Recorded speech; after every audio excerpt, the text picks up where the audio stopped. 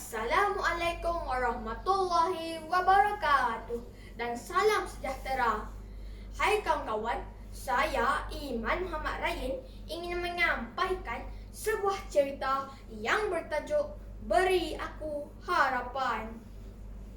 Kawan-kawan semua, kisahnya adalah tentang seorang anak yatim bernama Zaki.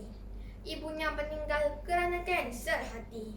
Maka hiduplah Zaki bersama ayahnya dengan seorang adik perempuan yang kelainan upaya.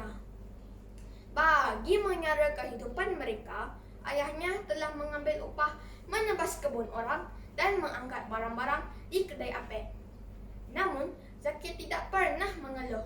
Malah, dia selalu membantu ayahnya menyiapkan adiknya setiap pagi sebelum ke sekolah.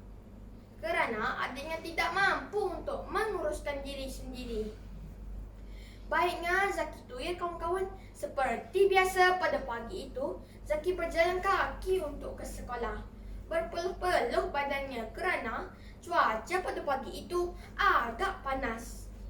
Zaki bimbang akan bertemu dengan Cikgu Fadli, guru disiplinnya di sekolah. Mendengar namanya sudah membuatkan cukup pelajar-pelajar kecut perut. Apatah lagi bersemuka dengannya.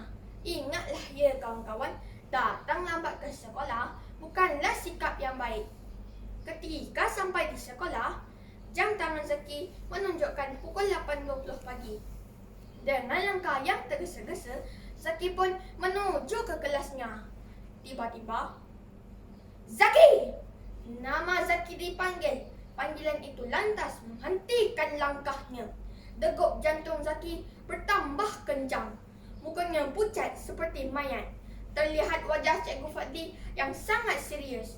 Dengan suara yang lantang, Zaki dimarahi kerana lewat sampai ke sekolah. Zaki hanya membisu. Memberi alasan pada saat itu bukanlah tindakan yang bijak. Walaupun Zaki pernah menjelaskan, tetapi Cikgu Fadli enggan mendengar. Malah, dia dituduh menegakkan benang yang basah. Kawan-kawan sekalian, kawan-kawan nak tahu apakah yang berlaku selepas itu? Zaki dibawa ke bilik guru disiplin. Dia telah diberi surat amaran untuk disampaikan kepada ayahnya. Zaki pun menerima dengan sedih. Berat mata yang memandang, berat lagi bahu yang memikul. Zaki kecewa kerana dituduh sebagai pelajar yang malas. Padahal, dia bukanlah seperti apa yang disangkakan.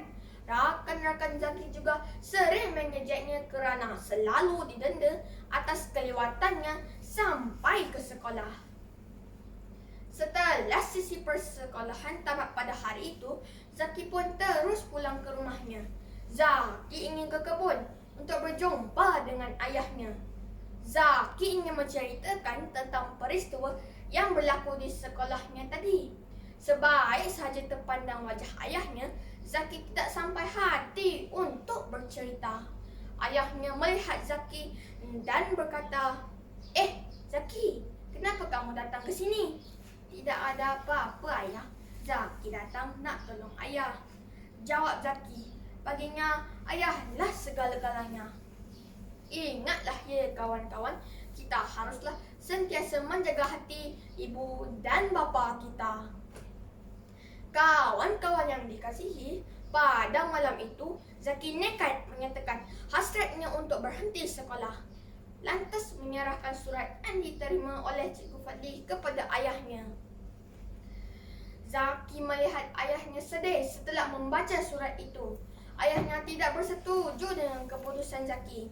Apa yang diharapkan oleh ayah Zaki untuk melihat anaknya berjaya dalam pelajaran dan membela nasib keluarganya nanti? Zaki hanya termenung panjang. Sebagai pelajar sekolah yang bijak, Zaki tahu kepentingan menuntut ilmu dalam kehidupan. Namun, apakah daya keperitan dan kesengsaraan membuatkan hidupnya tidak mampu untuk menggalas semuanya. Zaki tekad untuk berhenti sekolah. Dia bercadang untuk bekerja secara senyap-senyap di sebuah warung sebagai budak pencuci pinggan. Mak Limah telah bersetuju untuk mengambil Zaki bekerja setelah Zaki merayu-rayu kepadanya. Maka setiap pagi Zaki akan berjalan kaki untuk ke sekolah. Tetapi di pertengahan jalan dia akan berpusing dan melencong ke warung Mak Limah. Setelah 2 minggu berturut-turut, Zaki tidak hadir ke sekolah. Cikgu Fadli berasa hairan. Zaki tidak pernah mempunyai rekod buruk tentang kehadiran ke sekolah. Dia berasa curiga. Lantas berbincang dengan pihak pentadbir sekolah untuk membuat lawatan ke rumah Zaki. Sesampainya di rumah Zaki, air mata Cikgu Fadli menitis tanpa disedari. Dia melihat Zaki sedang memandikan adiknya di rumah di tepi telaga sambil mengusap-ngusap rambut adiknya. Tahulah Cikgu Fadli bahawa Zaki tidak mereka ceritanya sebelum ini.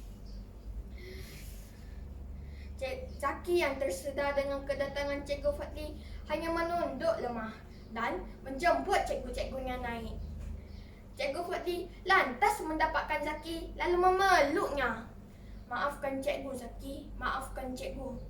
Zaki hanya tersenyum lemah. "Tidak mengapa cikgu, saya sudah lama maafkan cikgu." Kawan-kawan nak tahu apa yang berlaku selepas itu? Pihak sekolah telah membantu Zaki dengan memberikan bantuan kelengkapan sekolah dan sebuah basikal untuk Zaki ke sekolah. Dia juga telah berpindah ke sebuah rumah yang berhampiran dengan sekolah. Ayahnya juga diambil kerja sebagai seorang tukang kebun di sebuah rumah bernama Datuk Ali. Maka tinggallah Zaki sekeluarga di rumah pekerja di kawasan rumah Datuk tersebut. Adiknya juga dijaga oleh orang gaji Datuk tersebut. Jadi, Zaki dapatlah ke sekolah awal dengan senang hati. Oleh itu, kawan-kawan, pengajaran yang boleh didapati dalam cerita ini ialah: pertama, kita mestilah menuntut ilmu walau apapun jua halangan yang dihadapi. Kedua, kita janganlah menghukum orang sebelum kita menyelidiki perkara yang sebenar. Dan yang ketiga, kita mestilah menyayangi keluarga walaupun dalam kesusahan. Sekian, terima kasih.